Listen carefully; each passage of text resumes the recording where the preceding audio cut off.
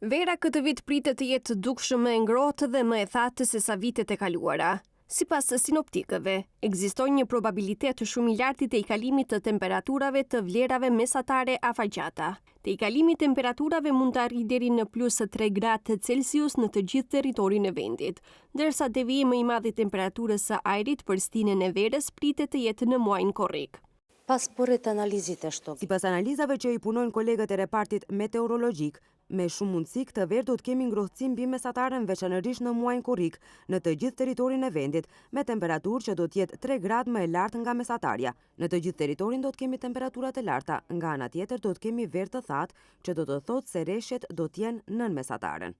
Temperatura më të larta ditore priten të nisin nga kjo fundjavë, ndërsa në fillim të muajit të qershor, temperatura ditore pritet të arrijnë deri në 35 gradë Celsius.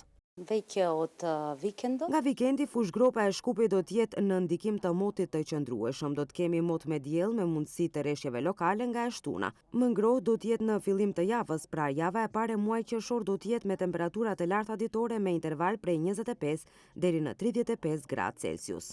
Ndërsa në zonat e larta malore gjatë verës, sipas sinoptikëve, ekziston një probabilitet i lartë që reshjet mesatare të tejkalohen për shkak mundësisë së reshjeve të dendura.